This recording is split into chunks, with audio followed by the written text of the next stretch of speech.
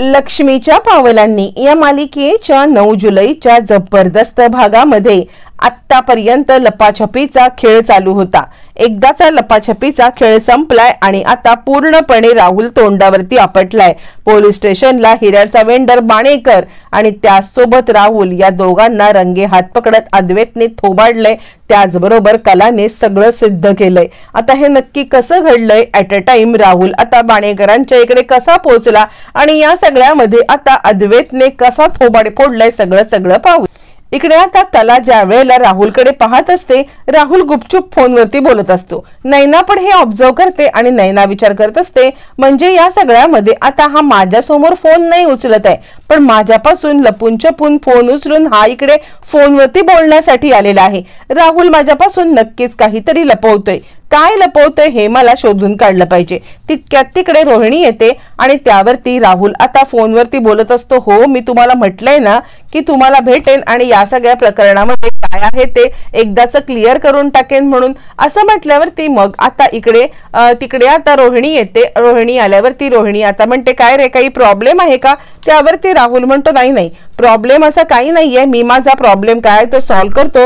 रोहिणी म्हणते, हे बघ कोणत्याही फुकटच्या लफड्यामध्ये अडकू नकोस, उगाचच या सगळ्यामध्ये अडकलास तर तुझीच मान कापली जाईल। यावरती राहुल म्हणतो, तू काळजी करू नकोस, एक छोटासा प्रॉब्लेम आहे पण तो प्रॉब्लेम मी लवकरात लवकर सॉल्व्ह करेन आणि तो प्रॉब्लेम सॉल्व्ह करून लवकरात लवकर या सगळ्या प्रकरणाला मिटवून टाकणार आहे। रोहिणी म्हणते, लवकरात लवकर कर, तुला माहिती ना ती कला तुझ्या मागे हात धुवून लागली असेल, म्हणजे जो कुणी आता हे आहे याच्यामध्ये कल्परेट त्याला शोधण्यासाठी ती साम दाम दंड भेद सगळं वापरेल आणि त्यानंतर मग आता तुला अडकवायला सुद्धा कमी करणार नाही। म्हणूनच मला वाटते की तू जरा अलर्ट राहा आणि या सगळ्यामध्ये आता सावध सुद्धा राहा। यावरती तो सांगतो, हो तू काळजी करू नकोस, काहीही झालं तरी सुद्धा मी अलर्टच राहणार आहे आणि मी या सगळ्यामध्ये सावध राहणार आहे। असं म्हटल्यावरती मग मात्र आता इकडे राहुल विचार करतो की मला या श्रीनाथ ज्वेलर्स सोबत बोलून त्या वेंडरचं काय करायचं हे कळलंच पाहिजे।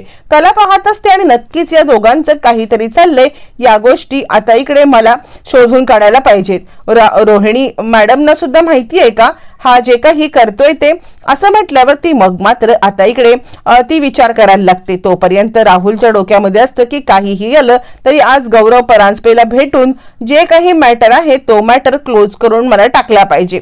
तोपर्यंत मग आता इकडे कलाने ऐकलेलं असतं की राहुल मनीष मार्केटला चाललाय, मनीष मार्केटला कोणाला तरी भेटायला चाललाय। आणि कला पण मग आता सांगायला लागते, आबा तिला विचारतात की तुम्ही कुठच्या मार्केटमध्ये चाललाय?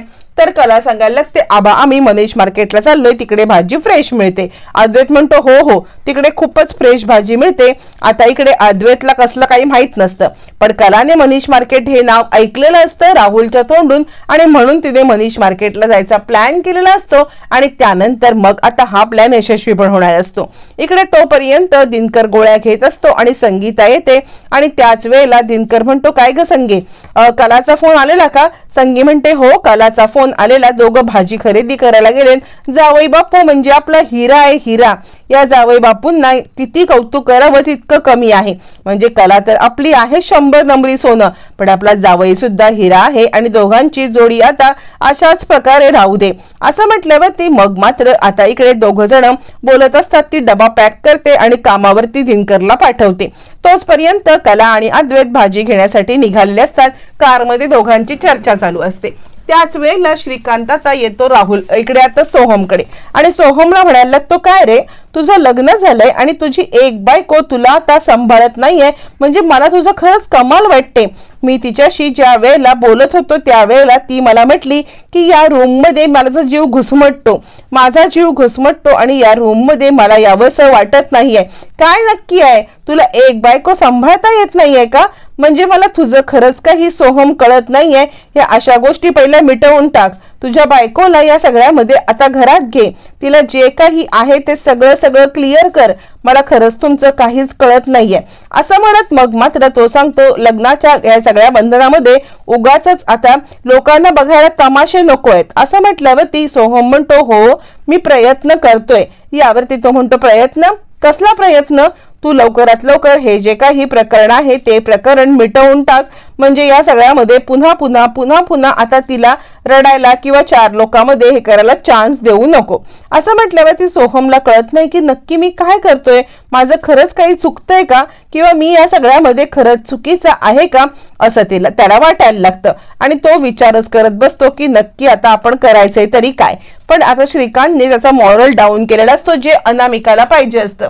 सगळ्यांनी मिळून त्याला आता बोलावं, सगळ्यांनी मिळून त्याला आता वेळच ठरवून टाकावं असा तिचा स्पष्ट हेतू असतो आणि ती गोष्ट साध्य होताना दिसत असते.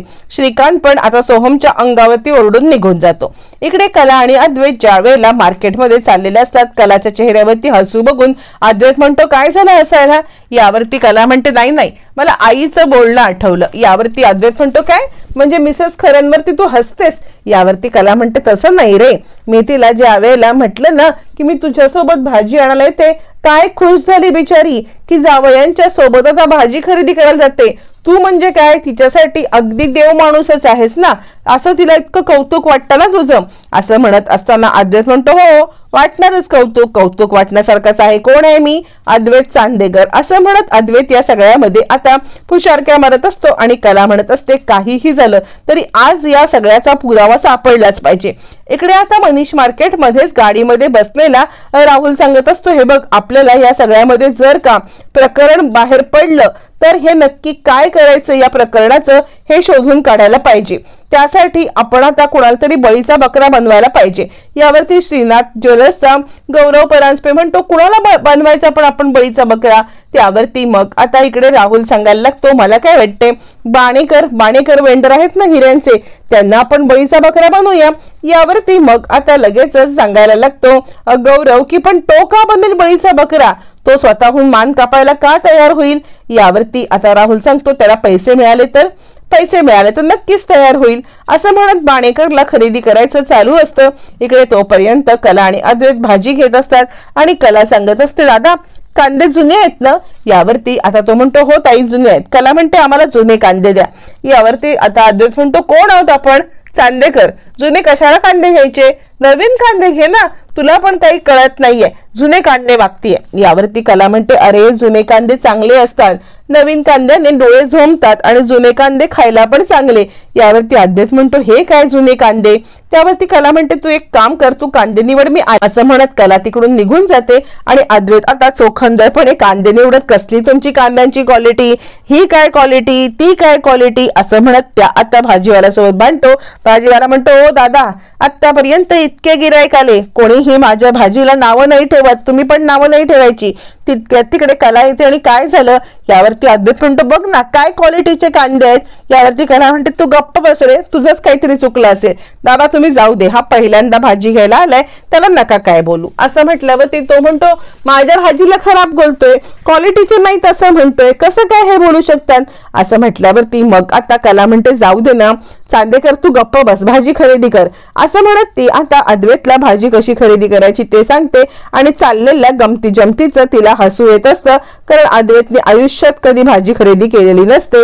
त्यानंतर मग आता कला आवश्यक ती सगळी भाजी घेते आणि त्यानंतर तिचं लक्ष मात्र आता म्हणजे काही पुरावा सापडतोय का किंवा काही धागेदोरे सापडतायत का असा विचार असतो. त्यामुळे ती आता इकडे तिकडे काही पाहत असताना मग आता ती अद्वैतला म्हणते हे बघ त्या दुकानातून 4 चवळी घेऊन ये आणि चवळी आणलेस ना की नंतर मी तोपर्यंत इकडे आलेच. असं म्हणत कला आता इकडचे सगळं हिशोब निपटत असते आणि अद्वैत चवळी घेण्यासाठी दुसऱ्या दुकानात जातो. आता 4 चवळी म्हणजे 4 चवळीच्या शेंगांच्या जुड्या असं आता इकडे कलाने सांगितलेलं असतं, पण अद्वैतला चवळी म्हणजे कडधान्य इतकंच माहिती असतं. तोपर्यंत बाणेकरला आता श्रीनाथने बोलवलेलं असतं आणि त्यानंतर राहुल म्हणतो हे बघा बाणेकर, ज्या वेळेला प्रकरण शेकलं जाईल त्यावेळेला तुम्ही हे स्वतःवरती घ्यायचं, तुम्ही हे हिरे लेतानाच खोटे दिले होते असं आता क्लिअर करायचं. बाणेकर म्हणतात हे काय, अहो मी चांदेकरांच्या सोबत आणि अनेक ज्वेलर्स सोबत प्रामाणिकरित्या काम करत आहे आणि असं असताना जर का मी या सगळ्यामध्ये असा खोटेपणा केला तर कसं चालेल, हा खोटेपणा मला आता महागात पडू शकतो. असं म्हटल्यावरती मग आता ते म्हणतात हे बघ या महागात पडण्याचा तुला भरपूर योग्य तो मोबदला मिळेल, तुम्ही विचार केलात ना तर या सगळ्यामध्ये आता आम्ही तुम्हाला इतकं काही देऊ ना की तुम्हाला या सगळ्यामध्ये गरजच पडणार नाहीये बाकी कोणत्या गोष्टीची। यावर तो म्हणतो ठीक आहे, पण तरी सुद्धा मला विचार करायला पाहिजे नक्की काय आहे ते। असं म्हणत तो असताना तो विचार करत असतो तोपर्यंत अद्वैत असा सांगतो, ओ दादा ती चवळी म्हणजे ते कडधान्य असतं ना? यावरती तो म्हणतो हो। तो म्हणतो 4 किलो द्या। यावर तो म्हणतो, ओ दादा तुम्ही काय डोकं फिरवताय, ही भाजी मंडई आहे, इथे कोणतीही चवळी कडधान्य मिळत नाही। तुम्हाला कडधान्य हवे ना, जा त्या साईडला दुकान आहे किराणाची तिकडून घ्या। अद्वैत म्हणतो, असं कसं म्हणू शकता तुम्ही? माझ्या बायकोने सांगितले की इथून 4 किलो चवळी घे, मग मी इथूनच 4 किलो चवळी घेणार ना, आणि तुम्ही नाही कसे म्हणता? तुम्हाला द्यावीच लागेल चवळी। त्यावरती तो माणूस म्हणतो, ओ दादा काय सकाळी सकाळी तुम्ही आता माझं डोकं खायला आलात? असं म्हणत तो आता अद्वैतवरती चांगलाच चिडतो।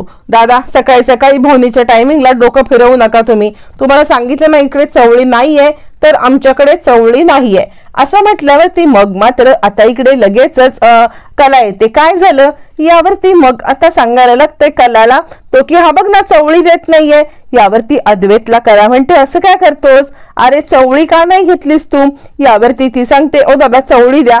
यावरती तो म्हणतो, ताई हो का, 4 जुड्या चवळी द्या। असं म्हटल्यावरती अद्वैत म्हणतो, बघ तू बोलल्यावरती भिरस, मी मगापासून 4 किलो चवळी 4 किलो चवळी असं मागतोय तर हा काही देईच ना। यावरती तो म्हणतो, बघितलं ताई, अहो हे इकडे 4 किलो चवळी मागायला आले, तुम्ही मला सांगा 4 किलो चवळी कुठून देऊ? कला सांगते, नाही त्याला नाही गोष्टी कळत, तुम्ही द्या बरं चवळीच्या 4 जुड्या। असं म्हणत कला चवळीच्या 4 जुड्या घेते आणि हे सगळं चालू असताना एक सायकलवाला येतो, तो कला आणि अद्वैतला धक्का देतो। कला पडणार तर आता अद्वैत तिला सावरतो, दोघं जण एकमेकांच्या मिठीमध्ये असतात। बरं हे सगळं चालू असताना मग आता दोघं जण एकमेकांकडे पाहतच बसतात।